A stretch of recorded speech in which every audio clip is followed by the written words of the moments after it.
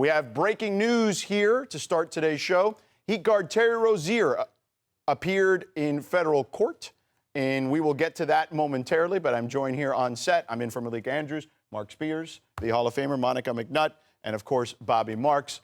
So before we get to the Terry Rozier situation, I'd just be curious to get kind of your thoughts, Bobby, on just kind of where all that stands at the moment. Yeah, listen, he went through arraignment today in Brooklyn here. I think, and we're going to talk about it throughout the show here, I think there was some lingering questions as far as the non-court situation here, as far as the ability of Miami to be able to use him in a trade. What happens as far as the trade that happened 2 years ago? There's been questions as far as what was disclosed and what was not disclosed here. So there's a lot of questions that still have to be answered as far as besides the criminal situation here for Terry Rozier. Heat guard Terry Rozier appeared in federal court this afternoon in Brooklyn on charges that he helped gamblers placing bets on his performance in NBA games while he was a member of the Charlotte Hornets. Rozier has denied any wrongdoing and is currently on leave from the NBA. ESPN legal analyst Ryan Smith joins us now. Ryan, can you walk us through what exactly is happening with Rozier's arraignment today, or what has already transpired? Yes, George, he's already pled not guilty in this case. What happens is he went into court today. The judge had him in there, identifies him. He pleads not guilty. They confirm his bail, his bond positions, things that he has to do while he's out on bond. And this is the official tip-off of the case. So now we can get started with moving his case forward to the court system. And that's what happened today. That whole thing takes 20 to 30 minutes. But the big news is Rozier pleading not guilty. So, Ryan, what's next for Rozier and what's at stake as the process plays itself out? So what's next is they're going to have a status conference. The defendants in this case are all going to get together with the judge. They're going to talk about the next steps in terms of timing. When is discovery going to be provided, which is a big deal in this case because it allows the defense to see what the prosecution has on Rozier and these other defendants. And then it's about trying to figure out how the case moves forward. Now, you talk about what's at stake. There are two charges here. Conspiracy to commit wire fraud and conspiracy to commit money laundering, and each carries a maximum of 20 years in prison if convicted. Now, that if convicted, it's not necessarily that he would see that much time, but I think the key takeaway is it is prison time in this case, and that's why what he finds out in discovery will be so important so his defense can start trying to figure out how to fight these charges. Wow. Well, we'll certainly keep a close eye on it. Ryan, thank you for the time. Appreciate it. Sure thing, George. So today, Terry Rozier was arraigned in federal court for his alleged participation in a betting scheme on March 4th. All defendants are due back in court for a case status update, including Chauncey Billups. And next September is when U.S. District Judge Ramon Reyes will start the trial. We now say hello to ESPN senior writer Tim Bontemps, who released an FAQ column this morning on ESPN.com. Tim, while so much focus remains on the legal case, what's flying under the radar here from a league perspective?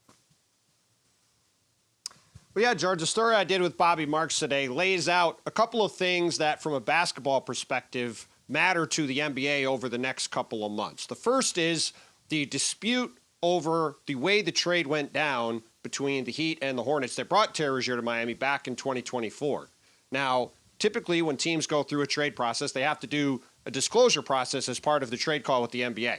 And during that trade call, the Miami Heat were never told at any point about the investigation the NBA had into this suspicious bets that were placed on Terry Rozier's unders in that game against the New Orleans Pelicans back in 2023.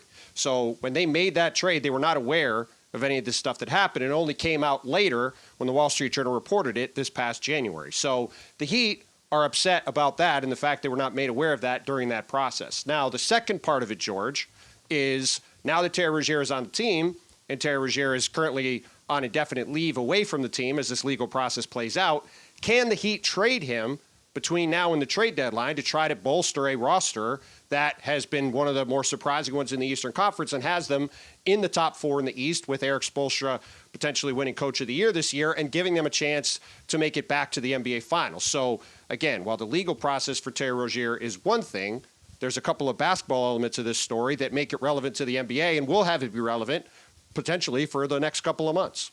All right, now let's ask Bobby about that. So, Bobby, the trade deadline's about 2 months away. So how does all this uncertainty impact what Miami can do?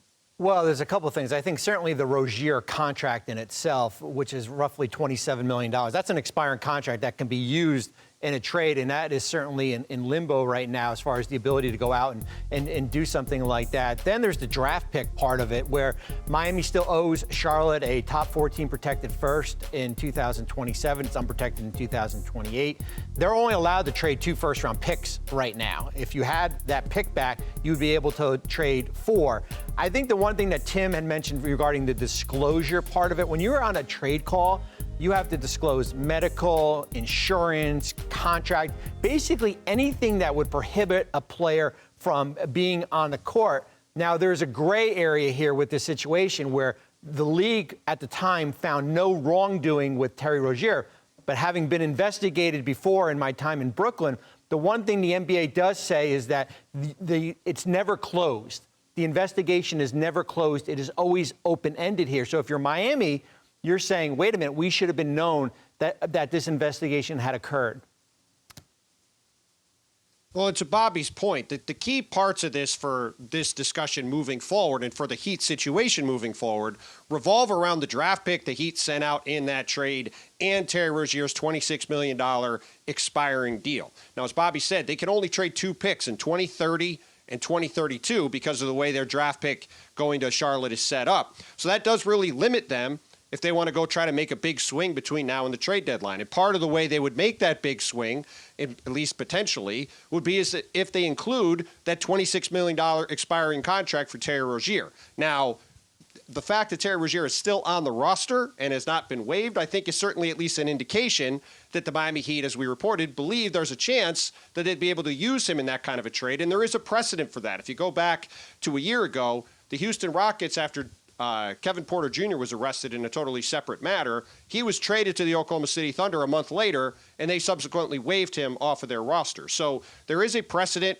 for this kind of thing taking place, and certainly for the Heat to be able to go into the trade market over the next couple of months and have a very large expiring to go with some other big contracts on their books, that puts them in a position with the draft picks they do have to potentially go big game hunting. But the results of all of this stuff will certainly have to play out, and we'll see what it means in terms of what flexibility the Heat have between now and February 5th.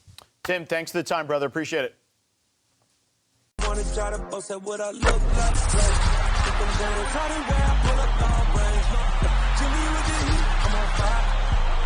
NBA